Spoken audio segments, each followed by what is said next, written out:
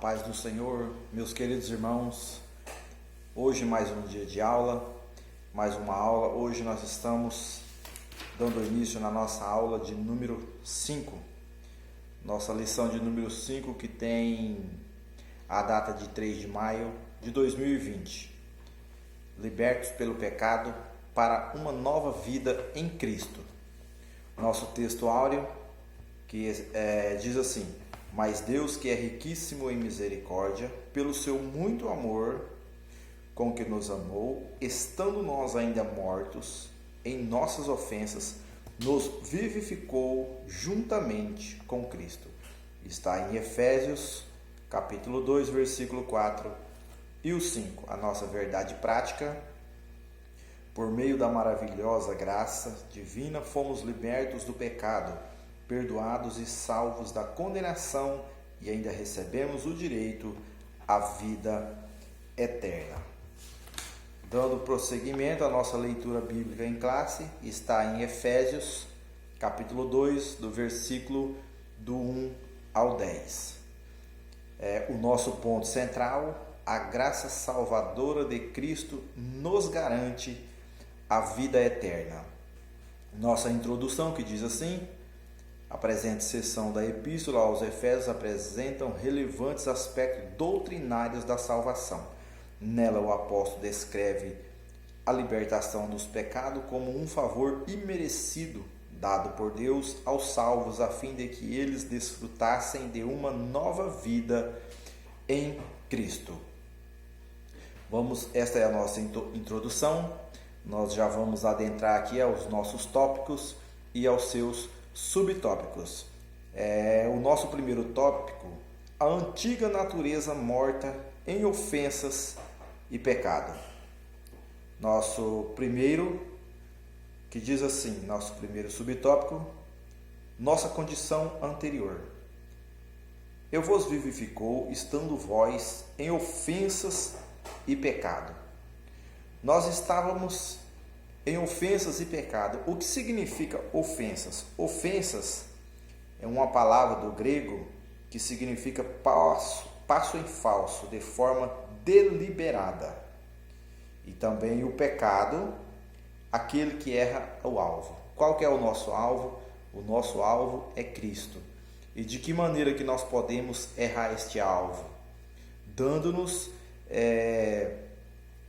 levando aos nossos pensamentos, às nossas atitudes, levando às nossas condições as coisas erradas. Porque segundo Coríntios 5,17 vai dizer assim: se alguém está em Cristo, nova criatura é. As coisas velhas se passaram, eis que tudo se fez novo. Então, se nós estamos em Cristo, nós temos que acertar o alvo. Nós não podemos errar o alvo.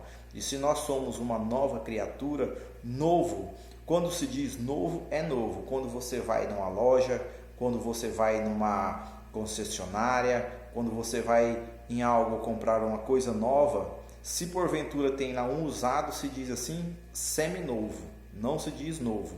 Então, se nós somos uma criatura nova, nós não podemos dar esse passo em falso. Nós não podemos, de maneira alguma, errar o nosso alvo. Que o nosso alvo é quem? Nosso alvo é Cristo.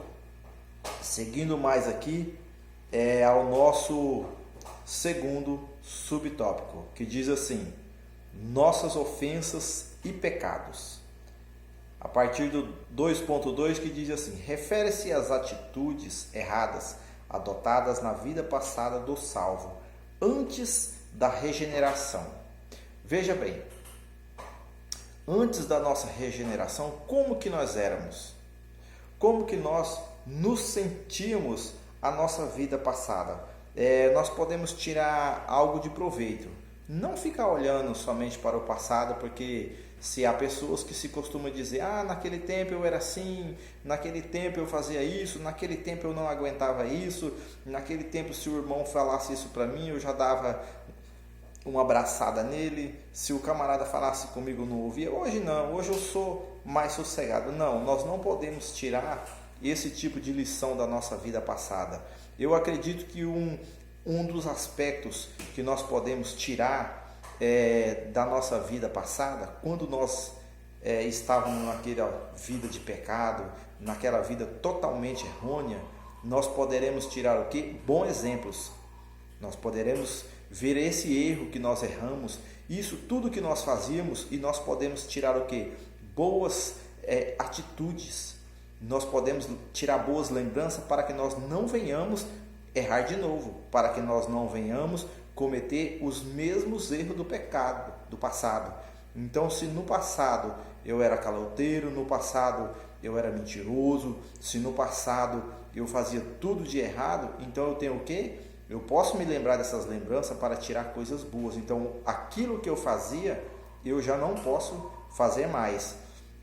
Outra coisa muito interessante, porque sem o passado não se há o presente e o futuro. Então, tem que ter um passado. Mas nós podemos olhar para o passado e ver o quanto que Deus transformou nossas vidas. O que nós éramos lá no passado e o que hoje o Senhor tem feito na nossa vida. Não que nós mereçamos. Isso é a graça de Deus. O favor imerecido do nosso Deus na nossa vida. Então nós podemos tirar o quê? Boas lembranças do nosso passado. Se nós formos ver aqui em 2 Coríntios 4,4, que diz assim: nos quais os Deus deste século cegou os entendimentos dos incrédulos, para que lhes não resplandeça a luz do Evangelho, da glória de Cristo, que é a imagem de Deus. Quem é o Deus desse século? O diabo. Então, às vezes tem pessoas que pensam, mas quando eu andava na vida errada, eu andava fazendo,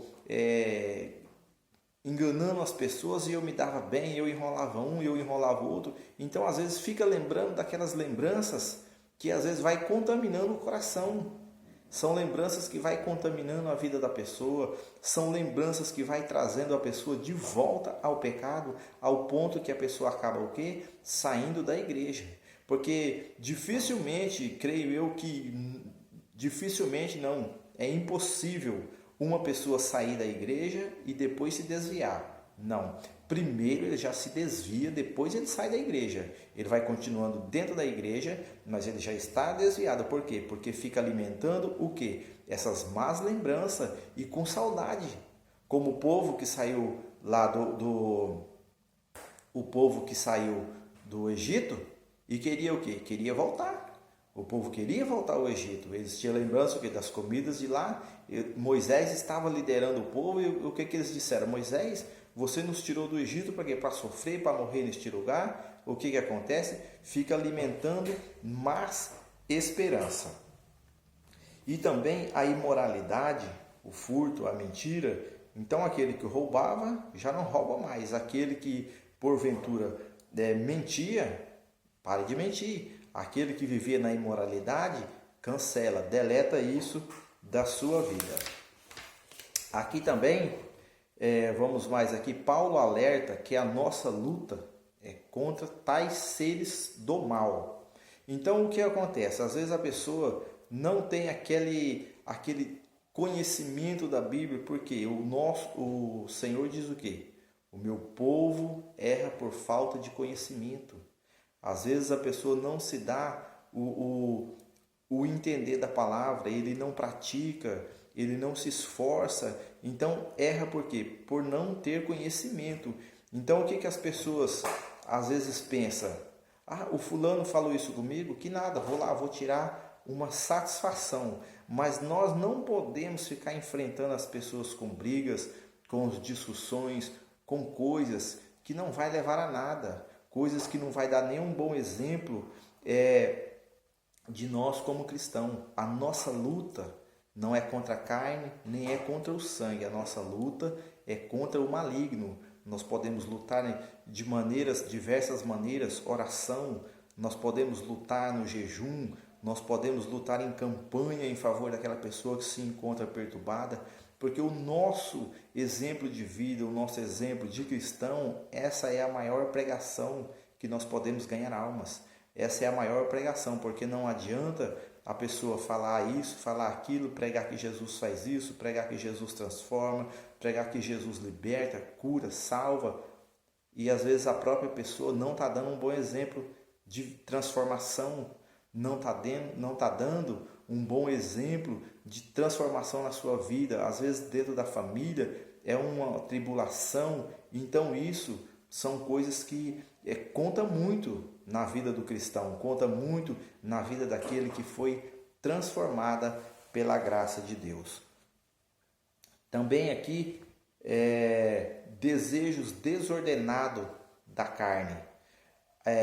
Se nós formos lá no livro de Gálatas 5,16, Paulo diz assim, nós temos, andai em espírito e não cumprireis a concupiscência da carne. Então, de que maneira que nós podemos vencer a carne? Esse desejo desordenado, que está aqui no subtópico 2.3, o desejo da carne nós temos que vencer em oração. Porque se nós alimentarmos o nosso espírito vai fortalecer. Se nós alimentarmos a nossa carne vai se fortalecer. Então, a partir do momento que nós queremos vencer a carne, nós temos que alimentar o nosso espírito em jejum, oração, perseverança, sempre na presença do nosso Deus. Aqui agora no nosso segundo tópico, vivificados pela graça. Alcançados pela misericórdia e pelo amor divino. Após constatar a situação da humanidade sob a ira de Deus, Paulo passa a descrever os atos divinos de amor e de misericórdia que alteram o quadro caótico da raça humana. Então nós podemos ver aqui, aqui está dizendo sobre a misericórdia e sobre o amor divino. Podemos falar da misericórdia do Senhor se nós pegarmos aqui na nossa leitura em classe o versículo de número 4 que diz assim: mas Deus, que é riquíssimo em misericórdia, pelo seu muito amor com que nos amou. Então Deus, ele nos amou de que maneira? Ele nos amou de uma maneira tal, quando diz que Deus amou o mundo de tal maneira, Deus amou quem? As rochas, Deus amou as árvores, Deus amou o quê? A terra? Não. Quando Deus amou o mundo, foi eu, foi você, foi a humanidade. Deus amou o quê? A humanidade. Isso foi o quê? A misericórdia, o favor imerecido, porque nós estávamos o quê? Nós estávamos perdidos, nós não tínhamos salvação, mas o Senhor, pela sua riquíssima misericórdia, Ele nos amou. E também aqui do amor de Deus, nós podemos ver no primeiro mandamento e no segundo mandamento que Jesus deu: amai ao teu Deus de todo o teu entendimento, de toda a tua força, e segundo a esse, amai o teu próximo como a ti mesmo. Então o amor, esse amor que o Senhor Jesus Cristo veio nos pregar, ele é incondicional. Nós temos que orar pelos nossos inimigos, amar aqueles que nos maldizem. E nisso, às vezes, no nosso entendimento, se nós formos pensar, como que eu vou amar uma pessoa que faz maldade comigo? Como que eu vou amar uma pessoa que procura o meu mal? Como que eu vou amar uma pessoa que está sempre querendo puxar o meu tapete? Mas se nós lermos a Bíblia, quando nós amamos alguém que fala mal de nós por causa do Evangelho, que nos critica porque nós somos crentes, que fazem piadinhas, nós sofremos, mas nós somos o quê? Bem-aventurado. Bem-aventurados sois vós quando forem perseguidos. Bem-aventurados sois vós quando fores caluniado e dizendo contra vós todo mal por causa do meu nome. Então nós somos bem-aventurados e às vezes nós não estamos nem sabendo discernir que o Senhor está o quê? Nos abençoando. Nós estamos fazendo parte da aflição de Cristo. Vamos mais aqui no subtópico 2, vivificados por sua graça. Não éramos merecedores deste amor, mas que mesmo assim Deus nos vivificou juntamente com Cristo. Mas Deus nos alcançou por sua graça e nos vivificou. Porque nós estávamos mortos, nós estávamos condenados à perdição. Mas o Senhor, pela sua graça, pelo favor imerecido, nós não merecíamos. Nós éramos o que? Criaturas pecadoras, desobedientes. Após a queda de Adão, após o pecado ter introduzido na humanidade, nós herdamos este desejo pecaminoso, nós herdamos essa herança de pecado, nós herdamos essa natureza pecaminosa, mas Deus, pela sua infinita misericórdia, Ele nos vivificou. Aqui no subtópico de número 3, exaltados por sua graça. Deus concede ao homem os mesmos benefícios alcançados por Cristo, a ressurreição, a vida eterna e o galardão nos céus. Então veja o que Deus nos concedeu. Quero ler novamente para que os irmãos entendam bem. Deus concede ao homem os mesmos benefícios alcançados por Cristo, a ressurreição, a vida eterna e o galardão nos céus. Então nós todos iremos morrer, mas nós iremos ressuscitar. Nós todos vamos ter a vida eterna e nós todos vamos ter galardão no céu. Que maravilha, né? Todos nós vamos ressuscitar. Qual o nosso cuidado para que estejamos firmes na presença do Senhor, para que estejamos firmes com o nosso Senhor Jesus Cristo? Porque todos vão ressuscitar, mas uns vão ressuscitar para a vida e outros vão ressuscitar para a morte. Aqueles que não estão com Cristo, aqueles que partiram sem Cristo, aqueles que partiram sem ter a presença de Cristo, sem ter aceitado a Cristo, aqueles vão ressuscitar para o sofrimento eterno. Eles vão ressuscitar para o sofrimento, para o resto de suas vidas, para a eternidade. E nós, querendo Deus, que Deus nos aprove estar até a vinda de Cristo na presença dele, nós iremos ressuscitar para uma vida com Cristo. Nós vamos ter galardão nos céus. Vamos mais aqui no nosso tópico de número 3. A salvação não vem das obras. Em Efésios 2, 8 ao 10, Paulo revela que a salvação não depende de obras humanas, porque pela graça sois salvos por meio da fé. Porém, uma vez salvo, o crente deve praticar as boas obras. Então, o crente, ele deve de praticar. Porque isso já começa a ser um exemplo de mudança.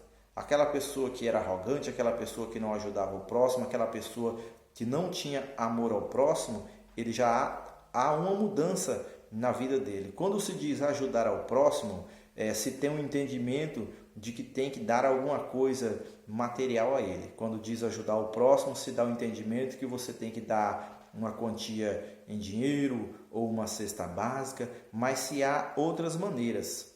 Às vezes, se há uma pessoa que está passando uma necessidade financeira, uma necessidade de alimento, e você não pode dar a ele uma cesta básica, você não pode oferecer a ele algo material, mas você conhece uma outra pessoa que pode ajudar. Então você vai ajudar com uma atitude. Você pode chegar naquela pessoa que tem condição de ajudar e falar: olha, eu conheço alguém que está passando necessidade, eu conheço alguém que precisa, e aquela outra pessoa vai ajudar. E os dois vão receber o galardão. Por outro lado, quando vemos uma pessoa passando situação espiritual, uma luta espiritual, nós podemos orar, podemos fazer campanha, nós podemos chamar mais alguém para ir fazer uma visita, para ir orar também por aquela vida. Então, tudo isso é mudança de vida no cristão. Porque se às vezes no passado, às vezes nós ficávamos sabendo, tal pessoa está doente. Às vezes nós não se dávamos o tempo para ir lá visitar. Hoje não, hoje se há uma mudança de vida. Nós somos o quê? Pessoas transformadas. Nós somos pessoas novas, nova criatura. E novo é novo. Novo não é reformado, novo não é seminovo, novo não é aquele que usou 2 dias e colocou lá. Novo é novo. Amém? Vamos mais aqui. Exaltados por sua graça. Vamos mais aqui no de número 3. Este daqui nós já lemos.